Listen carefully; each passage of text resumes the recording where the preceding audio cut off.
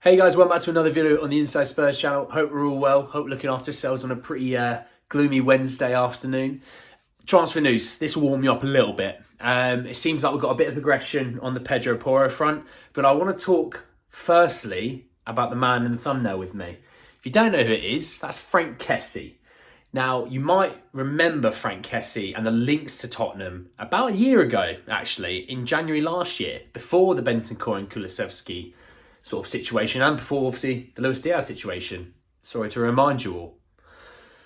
Frank Kessie, central midfielder for Barcelona. Now, at the time when we were linked with him, he was actually at AC Milan, okay?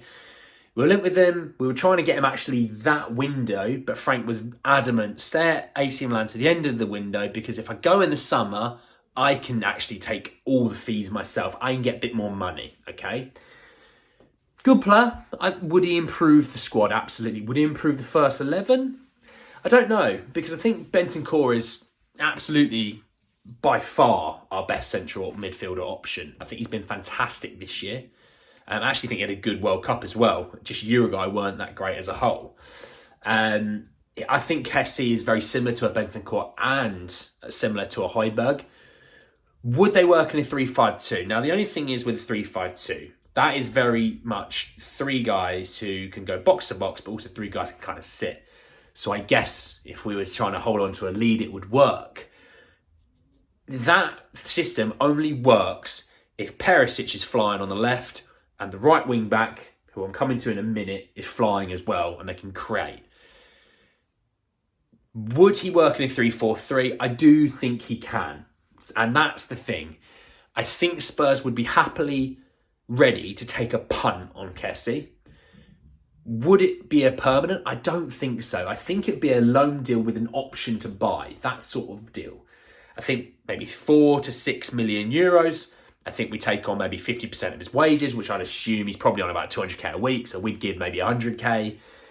And I'd say it's worth a punt. I do think it's worth a punt. I think he's a good player as well. It's not to say that this is a bottom of the barrel, bargain basement shopping. I do think actually he does have a lot of value.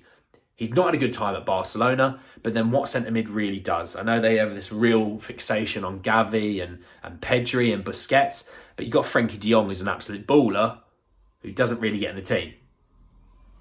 So see what I mean? It's not that Frank and de Jong aren't great players. They just are very much fixated on the guys that they already have there. I do rate Frank. I wouldn't say no. Let's just say that. Now, moving on to link Frank and the 3-5-2, obviously to a right wing back. We all know who it is now. This is the number one guy. It's Pedro Porro. Okay, you must know it by now.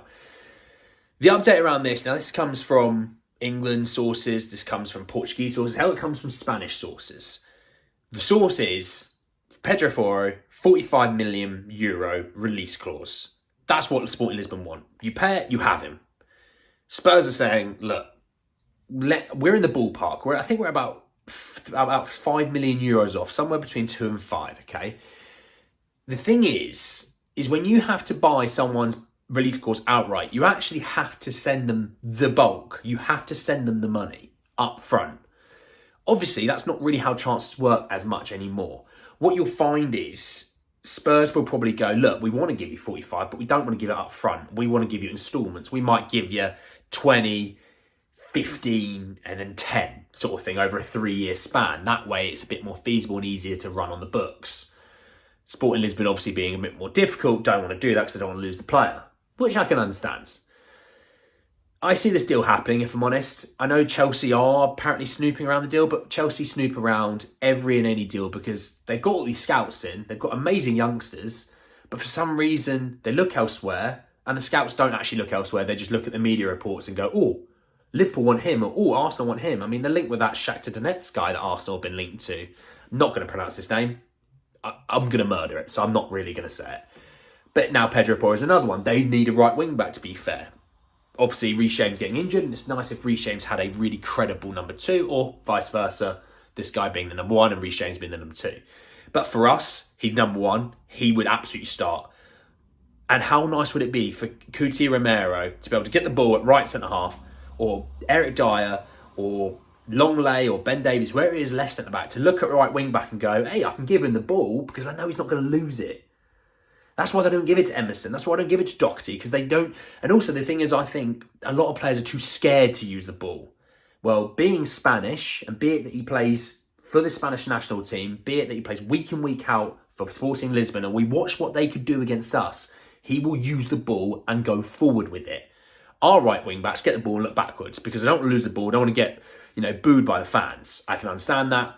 But Pedro Porro will take a chance or two, which is what we want. We want our attacking wing-backs to get forward. And then 3-5-2, the attacking full-backs have to be the creative options. And if you've got Perisic on the left, who is one of the best creative wing-backs in the world, if you've got Pedro Porro, who on the other side, who is 80% of his creative ability, even if it was 75%, that's massive. That's a huge improvement of what we got.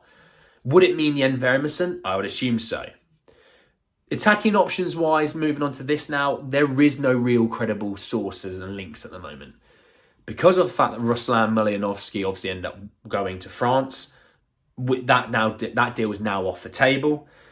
There is no other real deals at the moment, but I assume, because we're a third through the month, Spurs sometimes occasionally leave it a little while. I'd assume there's a deal in the pipeline. Anyway, guys, that's the end for the video today. I hope we're all well. Now, I'm going to say, lads, comment what you want, comment who you think is coming in, subscribe. Obviously we just hit 50 subscribers, which is an absolute madness, and obviously hit the bell notification because I'll be dropping videos quite a lot more often. I've got the gadgets now that I'll be able to do it a little bit easier. Anyway, that's the end of the video, and I'll see you all very, very soon. Take care, lads.